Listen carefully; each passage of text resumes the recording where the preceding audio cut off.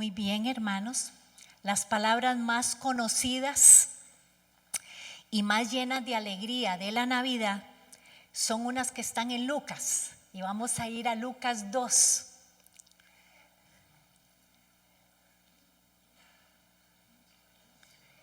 Lucas 2, vamos a ir al versículo 11 y hasta el versículo 14. Vamos a estar ahí, esos son los pasajes claves para hoy.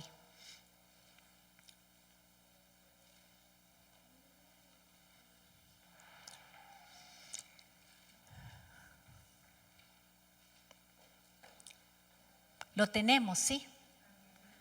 ¿Cómo, Nicole, que no lo tiene? Dice que no tiene.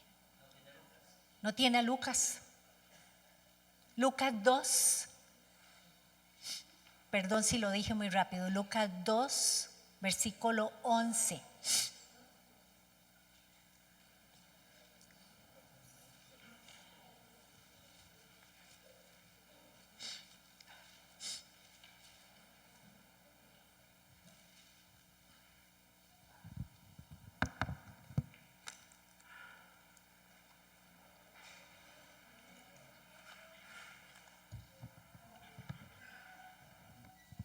Lo tenemos, ahora sí. Sí. Dice,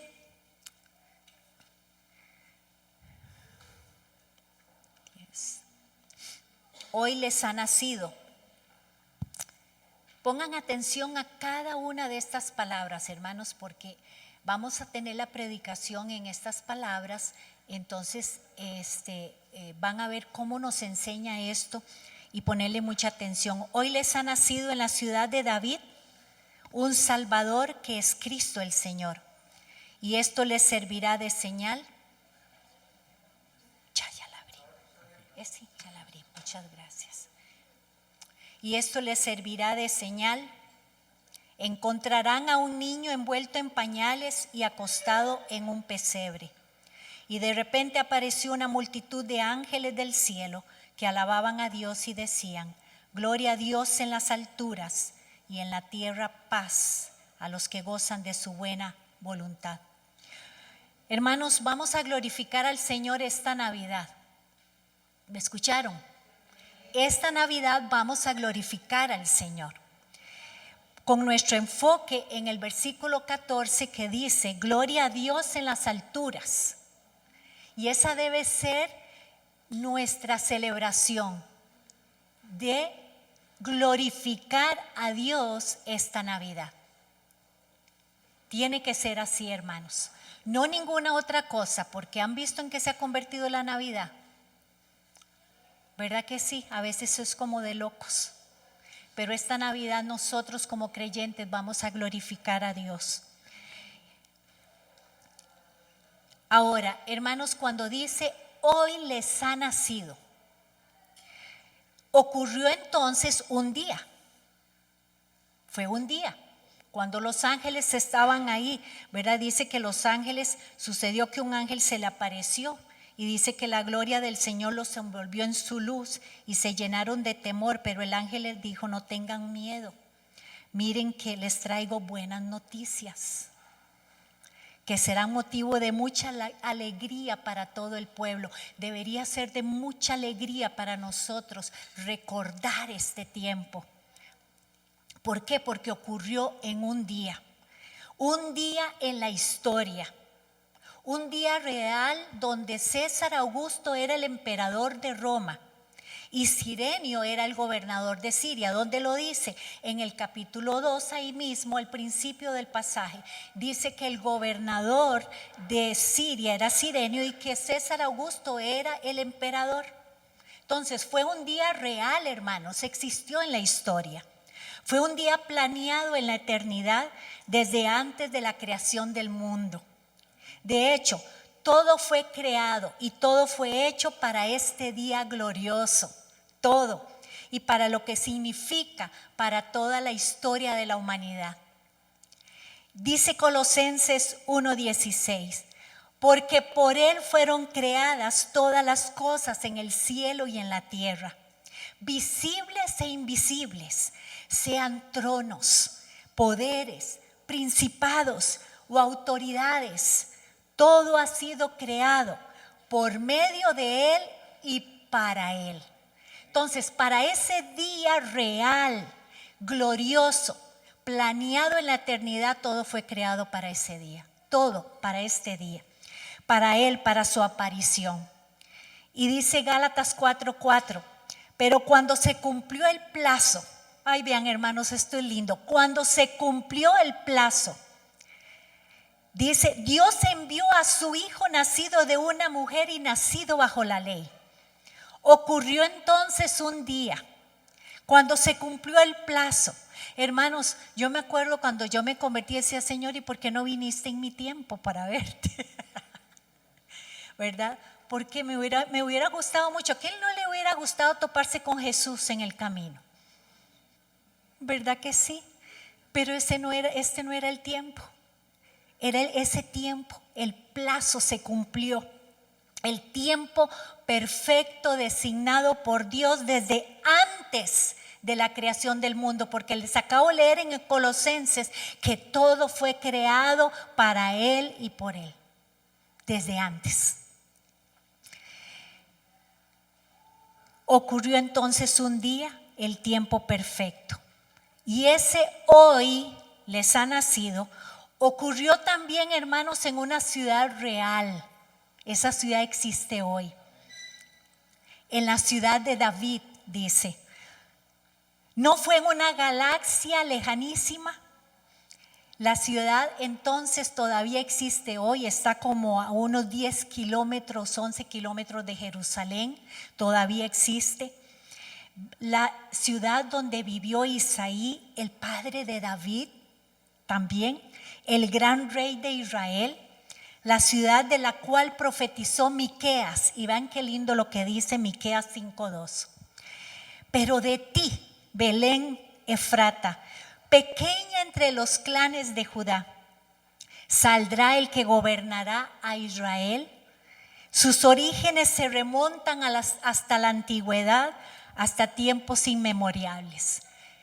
Yo me fui a buscar, a googlear, desde cuándo está esta ciudad, Belén, y es viejísima. Es muy antigua, desde tiempos inmemoriales. Y Miqueas lo dice también. Es una ciudad que estaba ahí, que es real, existe en la historia. Los libros de historia hablan de ella, ¿verdad? Tiene un nombre muy especial en hebreo. Y hermanos, ahí está esa ciudad.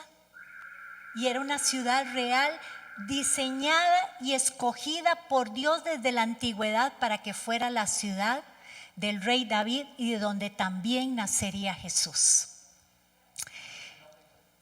Se me olvidó, porque no, el nombre es que es en hebreo, entonces sí, no me puse a apuntar tantos detalles. No, el pesebre, la casa de pan. Pesebre significa casa de pan. Salvador, Mesías y Señor. El pasaje dice, hoy les ha nacido en la ciudad de David un Salvador que es Cristo el Señor. Un Salvador, hermanos. Hoy les ha nacido un Salvador. Si alguna vez usted y yo hemos pecado, entonces necesitamos un Salvador. Por eso nació Jesús, para salvarnos de nuestros pecados. El ángel le dijo a José también, tu mujer dará a luz un hijo y le pondrás por nombre Jesús, porque él salvará a su pueblo de sus pecados. De una vez estaba diciendo el ángel a María, ¿verdad? Y le dijo a María y le dijo a José que este niño iba a ser el salvador de su pueblo. Solo Dios, hermanos, puede perdonar los pecados que se cometen contra Él. Es por eso, por lo que envió al Hijo eterno al mundo, porque el Hijo es Dios. Es por eso, por lo que Jesús dijo, esto también, el Hijo del Hombre tiene autoridad para perdonar pecados. El Hijo del Hombre tiene autoridad en esta tierra para perdonar todos los pecados. Por eso ha nacido un Salvador. Él tiene la autoridad para perdonar nuestros pecados. Y después dice el versículo que es Cristo el Señor. Es la palabra, Cristo es la palabra en español para Cristos, que significa ungido, que es lo mismo que significa Mesías. Este es el ungido entonces que fue predicho, que fue esperado, que desde antes de la creación del mundo ya estaba dispuesto. Él es el ungido más que todos los demás, como dicen en Salmos, que Él es el ungido más que todos los demás. El Rey Supremo es Él, el profeta, el sacerdote es Él. Todas las promesas que ha hecho son en sí en Cristo, como dice 2 de Corintios. Todas las promesas que tenemos son un sí en Cristo, que todas se cumplen en Cristo Jesús. Él cumplirá también todas las esperanzas, hermanos, y hará mucho más porque también Él es el Señor. Vea lo que dice, un Salvador que es Cristo, el Señor. El Padre eterno, poderoso Dios, soberano, gobernador, el Rey del universo, eso significa ser Señor. Él es el Señor. Porque un niño nos ha nacido, un hijo nos ha sido dado, y la soberanía reposará sobre sus hombros, y se llamará su nombre admirable. Aquí lo tenemos puesto para que no se nos olvide, es el pasaje de Isaías. Y su nombre es admirable consejero, Dios poderoso, Padre eterno, príncipe de paz. El aumento de su soberanía y de la paz dice que no tendrán fin. O sea, será para siempre. El resumen entonces de la Navidad es que la Navidad es entonces el gobierno eterno, universal, soberano del Señor, el Señor de señores. Un día entonces, hermano, no se nos olvide, en la historia real, en una ciudad que es un mundo real, el Salvador, para quitar toda nuestra culpa, nuestros pecados, el Cristo, para cumplir todas las promesas y todas las esperanzas que tenemos. El Señor para derrotar a nuestros enemigos y darnos seguridad para siempre. Por tanto, nos vamos a gloriar juntos esta Navidad, una gran celebración porque tenemos a un gran Salvador. ¿Verdad que sí? Porque tenemos a Jesús el Cristo, nacido en un día, en una ciudad, para salvarnos entonces de nuestros pecados. No nos olvidemos eso. Aún esta Navidad en esa mesa, como decía Cristian, sentados el 24 comiendo o celebrando el 25, nosotros lo hacemos el 25, un almuerzo. Ahí sentados, recordemos, y más si tenemos niños en la casa, verá, jóvenes, si tenemos nietos y están ahí con nosotros, recordarles que esta es una gran celebración de que Cristo Jesús vino para salvarnos de nuestros pecados, salvarnos de nosotros mismos, de lo que podemos hacer o dejamos de hacer. Y hay dos grandes propósitos en esta noticia, que el ángel vino primero y dijo a los pastores que estaban ahí pastando sus rebaños, y que entonces vino y les dio la noticia y les dijo que había una señal para eso.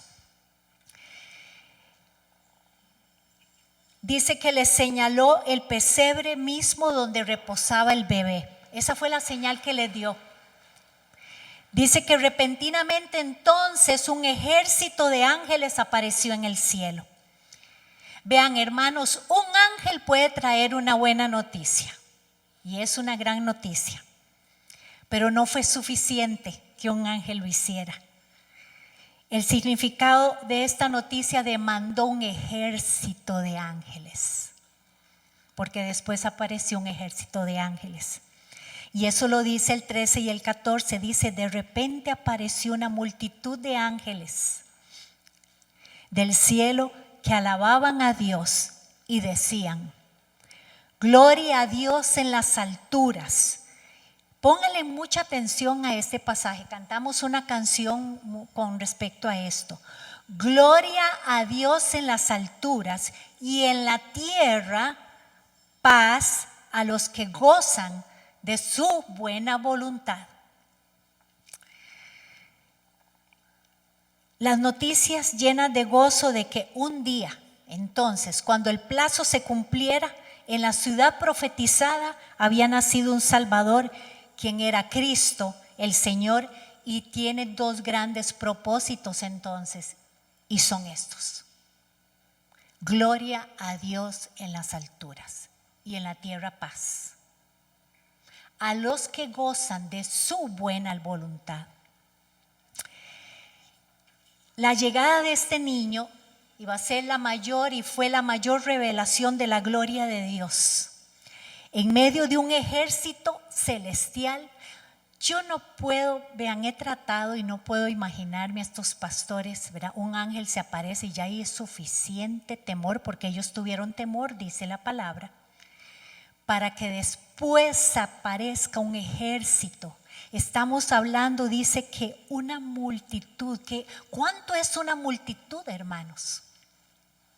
De ángeles cantando y estos pastores viendo esto.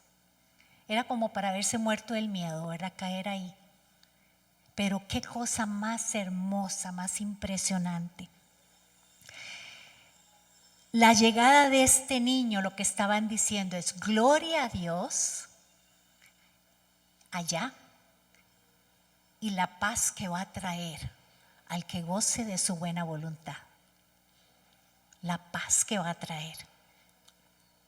Y esta paz no va a tener fin, es lo que dice, porque se extenderá, dice el pasaje de Isaías, su soberanía y su paz y no tendrán fin. Lo primero y lo más importante es que Dios es glorificado por el nacimiento de este niño. Y lo segundo es que la paz se va a esparcir donde quiera que este niño es recibido. Que nosotros siempre entonces cantemos, hermanos, gloria a Dios por amor de su nombre. Y que la paz de Dios sea experimentada en nosotros y entre nosotros por amor de su nombre. Su gloria, hermanos, es nuestra paz. No se nos olvide. Su gloria es nuestra paz. El pueblo o la persona que recibe a Cristo y confía en Él como Salvador, Mesías y Señor, va a experimentar la paz que Él trae. Vemos un destello de esto en Lucas 10, 5, 6, donde Jesús le dice a sus discípulos esto: en cualquier casa donde entren, digan, paz sea en esta casa. Y saben que, hermanos, esta es la oferta para todos. Y allí hubiera, dice, algún hijo de paz, la paz de ustedes reposará sobre él. Y si no, se volverá a ustedes. O sea, ustedes se llevan la paz con ustedes, otra vez. Pero si hay un hijo de paz en esa casa, que cree en Jesús y que ha confiado en Jesucristo, la paz también va a reposar en esa casa. La paz de Dios en Cristo es ofrecida al mundo, pero solo los hijos de paz la reciben. ¿Cómo sabemos si somos hijos de paz? ¿Cómo sabemos si somos parte de la promesa del ángel? Paz a los que gozan de su buena voluntad. Y la respuesta es porque recibimos al pacificador, al príncipe de paz, a Jesús. El propósito de Dios es darnos paz, ¿verdad que sí? Siempre creamos eso, hermanos. Siempre confiemos que su propósito es darnos paz. 5 veces en el Nuevo Testamento Jesús es llamado Dios de paz, En Romanos, Filipenses, para los que digan, ¿cómo que 5 veces? Sí, Romanos, Filipenses, Tesalonicenses, Hebreos, habla del Dios de paz. En Juan dice, mi paz les doy. Jesús dijo eso, mi paz les doy. Y Pablo dijo, porque Cristo es nuestra paz. Él es el Dios de paz. Su propósito y su deseo es darnos paz. Sí, entonces, hermanos, si queremos que la paz gobierne en nuestras vidas, Dios entonces tiene que gobernar nuestras vidas. Vamos a ver, esto tiene que quedar muy claro. Si queremos que la paz gobierne nuestras vidas, Dios mismo tiene que gobernar nuestras vidas. Cristo debe gobernarnos. Él debe ser el Señor de nuestras vidas. Entonces, el propósito de Dios para ti y para mí no es darte paz sin que antes gobierne nuestras vidas. Un corazón decidido a mostrar la gloria de Dios conocerá entonces la paz de Dios. Dios recibe gloria, nosotros recibimos paz. Romanos 15:13 dice, y es uno de los textos más importantes para esto, para entenderlo, dice, que el Dios de la esperanza los llene de toda alegría y paz a ustedes que creen en Él. O sea, si no se cree en Él, no se puede experimentar la paz de Él. Eso es punto y es así. Tenemos que confiar y creer en Él para que su paz se experimente. Nuestro gran deseo en esta Navidad y cada día de nuestras vidas, hermanos, por favor, que no sea solo esta Navidad, que sea siempre, es que podamos disfrutar de esta paz. Isaías entonces dijo, se extenderá su soberanía y su paz y no tendrán, ¿qué dijo? Ay, hermanos, ya lo he dicho como 4 veces el versículo. Vamos a ver. Isaías 9:7 dice, se extenderán su soberanía y su paz y no tendrá fin o para siempre. Siempre recordemos eso, es una promesa de Dios para nosotros. Y las promesas siempre tenemos que recordarlas. Jesús ha venido a inaugurar esa paz en el pueblo de Dios. Y por paz no solo se refiere, como dijo Aarón antes, cuando estaba en la alabanza, a una ausencia de conflictos. Nosotros no tenemos, los creyentes, paz porque no tenemos conflictos, porque no tenemos problemas, hermanos. Más bien se refiere a la presencia de tranquilidad y gozo en medio de los conflictos y problemas. Ahí es donde se experimenta la paz de Dios. Y hay 3 relaciones en que Él quiere que busquemos esta paz y que la disfrutemos. Y voy a decirles cuáles son esas 3 relaciones. Paz con Dios. La primera y fundamental, paz con Dios. ¿Por qué? Porque es la necesidad más básica del creyente, tener paz con Dios y de todo ser humano.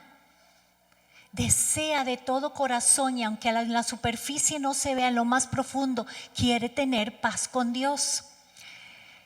Y esta es la más importante para las otras 2 relaciones. En consecuencia, dice Romanos 5:1, ya que hemos sido justificados mediante la fe. ¿Saben qué es la fe? El acto de creer, ¿verdad? Esto es muy importante saberlo y siempre tenerlo en cuenta. Ya que hemos sido justificados por medio de la fe, tenemos paz con Dios por medio de nuestro Señor Jesucristo. Jesucristo en nuestras vidas, hermanos, por medio de Él tenemos paz para con Dios porque creemos en Él. ¿Eres justificado? Eso significa que Dios declara que eres justo ante su presencia, porque ve a Cristo Jesús en ti, en cada uno de nosotros. Por eso Dios nos declara justos. Y eso se logra solamente a través de la fe. ya que hemos sido justificados mediante la fe, no por obras, hermanos. Nosotros no somos justificados por lo buenos o bonitos que somos, no por obras, porque le demos a alguien algo, una limosna o algo. No es por eso, no es por tradición tampoco. No porque hacemos ciertas cosas en la iglesia, no por eso, no porque somos bautizados, no por ser miembros de la iglesia, no por obras de piedad, por las cosas buenas que hacemos, no por parentesco, o sea, no porque mi papá, mi mamá, mi abuela lo fue. Es solo por la fe en Cristo Jesús, solo eso. Cuando creemos en Jesús como Salvador, Señor y el tesoro supremo de nuestras vidas, estamos unidos, hermanos, a Él. Y Dios cuenta su justicia como la nuestra. Y el resultado entonces de todo esto es la paz con Dios. Es quitada la ira de Dios sobre nuestra vida. Es quitada la culpa. Son perdonados nuestros pecados. Es vencida la rebelión en nuestra vida. La rebelión en contra del mismo Dios. Y Dios nos adopta como su familia. Cada uno de ustedes es parte de la familia de Dios.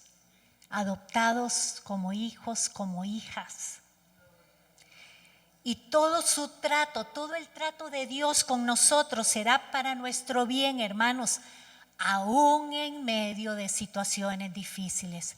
Una de las cosas que ahora yo tengo también ese pasaje, pero quería decirles aquí, a veces pasan situaciones difíciles en nuestra vida, pruebas muy duras, y lo primero que hacemos como creyentes, hermano, no estoy hablando de otras personas, es enojarnos con Dios. Y más si le servimos. Yo he escuchado gente que dice: Señor, te he servido toda mi vida y aquí estoy, veme, estoy en una desgracia, estoy abatido, estoy lleno de problemas, estoy así, estoy asá. Y lo único que hacen o hacemos es quejarnos. Y a veces, hermanos, pongámonos mucha atención. Lo primero que viene a nuestro corazón es eso, cuando estamos en una prueba. Porque empezamos entonces a dudar de la soberanía y del amor de Dios. De por qué estamos así. Que por qué nos está pasando esto. Hermanos, la paz con Dios se experimenta cuando en momentos difíciles nosotros decimos: gloria a Dios. Gloria a Dios. Todo es quitado, tenemos paz, porque Él es nuestro Padre y también Él es nuestro amigo. Y esta entonces relación y paz con Dios es básica para las siguientes dos que les voy a decir. Paz con nosotros mismos. Entonces, como tenemos paz con Dios al ser justificados por la fe, podemos comenzar a crecer entonces en el disfrute de la paz con nosotros mismos. Entonces, aquí vamos a incluir cualquier sensación o cualquier espiritico, dijo alguien, de culpa, ¿verdad? De ansiedad, que tiende más bien a paralizarnos y a desanimarnos. Y la clave es creer siempre en las promesas de Dios, con la perspectiva entonces de lo que les acabo de decir, de glorificar a Dios. De glorificar a Dios en nuestras vidas. Filipenses 4, 6, 7, vea lo que dicen. Y este es el versículo que les dije que les iba a decir. No se inquieten por nada. Más bien, en toda ocasión, con oración y ruego, presenten sus peticiones a Dios y dice: denle gracias. Y la paz de Dios, que sobrepasa todo entendimiento, cuidará sus corazones y sus pensamientos en Cristo Jesús. ¿Cuántas veces, hermanos, con este versículo, que ha sido así como muy, ¿verdad? Decimos, alguien está pasando así pero la paz que sobrepasa todo entendimiento, ¿verdad? Ya y te ayude en todo, vas a ver, vas a tener paz. Pero hermano, lo que dice aquí es que primero no nos tenemos que inquietar por lo que está pasando. ¿Sabían que lo opuesto de la ansiedad es paz? O lo opuesto de paz es ansiedad. Dice que más bien en toda ocasión, en todo momento, en toda circunstancia, dice con oración y ruego, o sea, está hablando de que la persona no es simplemente que diga, ¿verdad? Cualquiera de nosotros, estoy pasando esta situación, ay sí que la paz del Señor. No, vaya y póstrese, vaya y tírese al piso, vaya, suplique y clame, vaya y no deje de suplicar y clamar por lo que está habiendo en su vida. Porque entonces, solo así como dice el pasaje, dice que usted presente su petición al Señor y le dé gracias. Está pasando la peor de la peor, hermanos. Y usted lo que tiene que hacer, y yo también, es postrarnos y irle a pedir y a rogar al Señor los días que haya que rogar, los meses que haya que rogar, los años que haya que rogar. Y cada vez que lo hagamos le demos gracias. Gracias, Señor, por esta situación. ¿Qué aprendo, Señor? Quiero ser pulida por ti. Quiero que me enseñes, Señor, a ser fuerte. Porque cuando el Señor no es el que gobierna nuestras vidas, hermanos y hermanas, les digo, cualquier cosa nos tira al suelo. Y nos alejamos de Dios. Y no tenemos ya ni paz con Él, ni paz con uno mismo. Y después ya le digo la otra, hermanos, porque eso pasa. Eso pasa. Y entonces dice que la paz de Dios que sobrepasa el entendimiento, va a cuidar su corazón de cualquier cosa y sus pensamientos.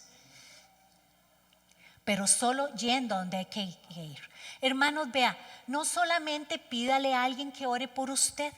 Por favor, vaya, ruegue usted también. Vaya, clame. Estoy leyendo un libro de Andrew Murray que se llama 1,5 millones de oraciones contestadas. Maino, ya me queda el último capítulo. Todo el año pasa. Es así, hermanos, de este vuelo. Es un cosote, ¿verdad? Y estaba leyendo y le estaba compartiendo a mi esposo el capítulo penúltimo. Cuando él tenía un orfanato, él fue un hombre que Dios lo llamó a abrir orfanatos en Inglaterra en el tiempo de mucha pobreza en Inglaterra, huérfanos por todos lados, niños pidiendo por todos lados, y el Señor lo llamó a abrir un orfanato. Bueno, la historia es, no les voy a contar todo el libro porque, hermanos, me ha costado mucho terminar ese libro. Ustedes van a ver cómo lo leen.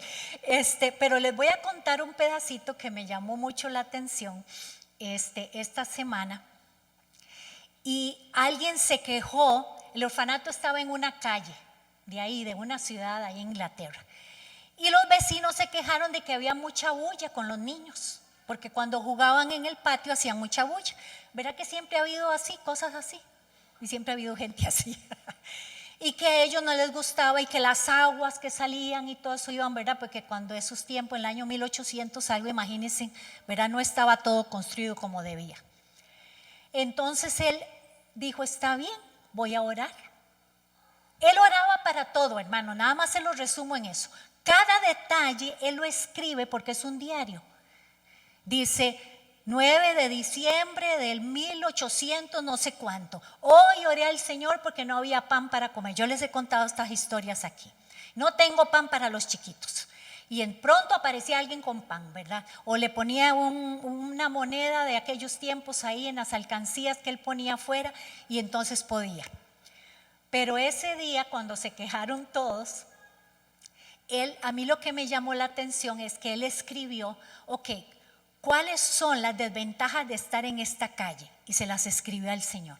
Los vecinos se quejan por la bulla, las aguas, estos se quejan por las aguas, se quejan por esto y esto, ¿verdad? Los niños entonces no tienen, ya eran como 300 niños, no tienen suficiente campo para jugar, etcétera, etcétera. Y después, ventajas de quedarme aquí. Y entonces ya, bueno, el asunto es que él oró y le dijo: Señor, más o menos he hecho un cálculo.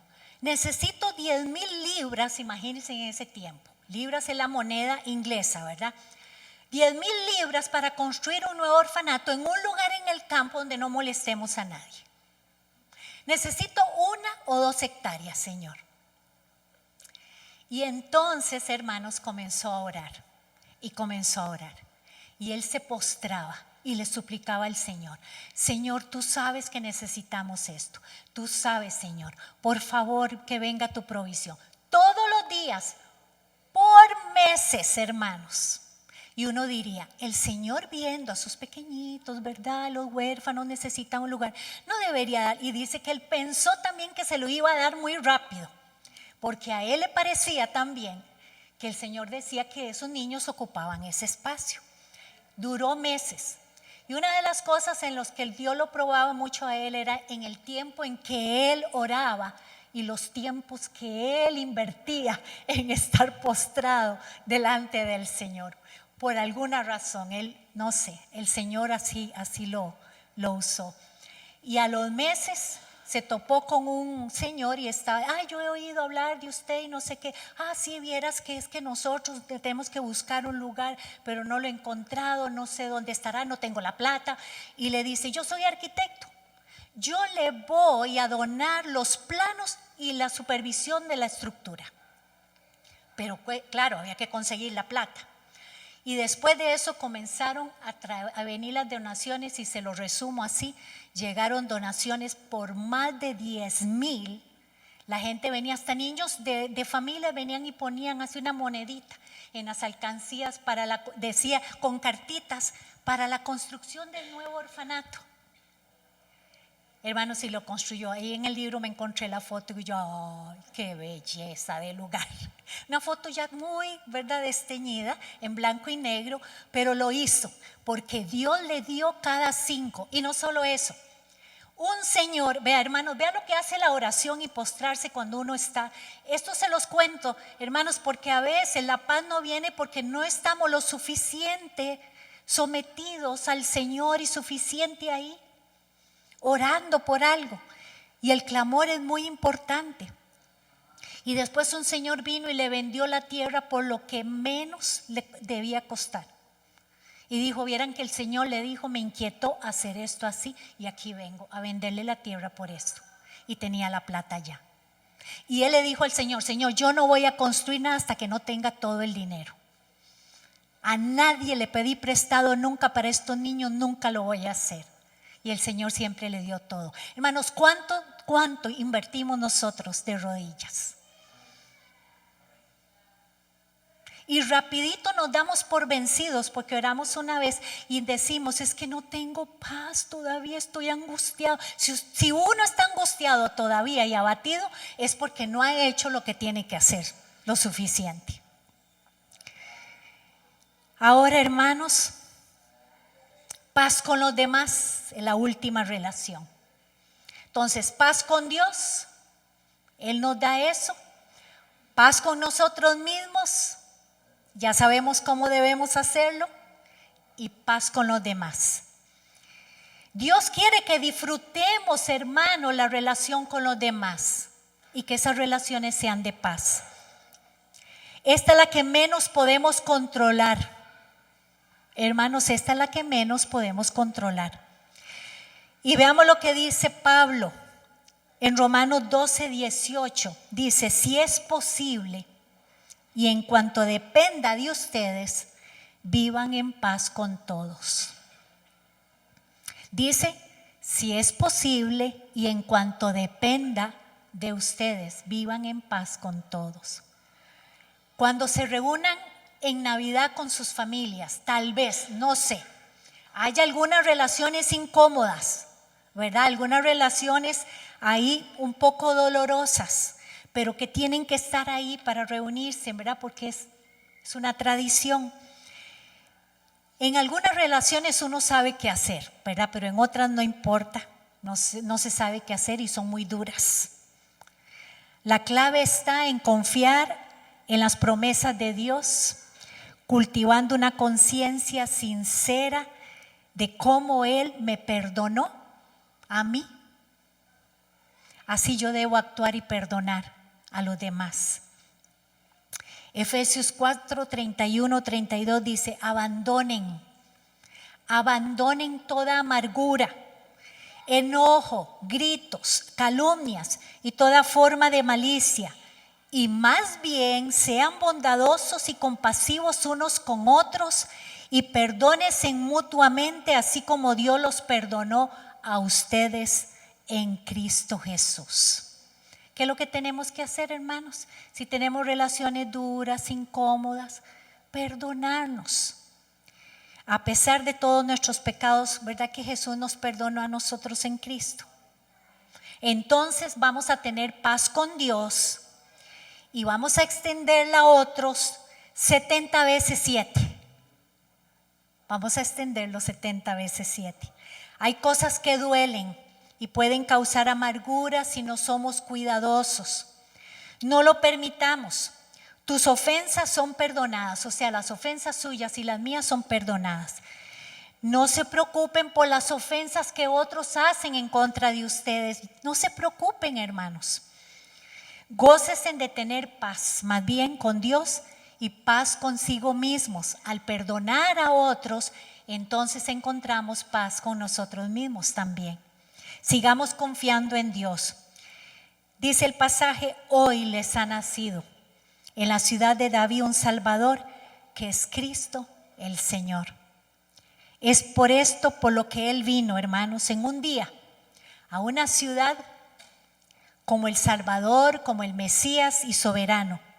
Hermanos, cada vez que nosotros tenemos paz, glorificamos a Dios también. Pero la gloria es para Dios primero en todo tiempo. Y la paz de Dios y la paz con nosotros mismos y la paz con otros se derramará sobre nosotros. Esa es su promesa. Amén.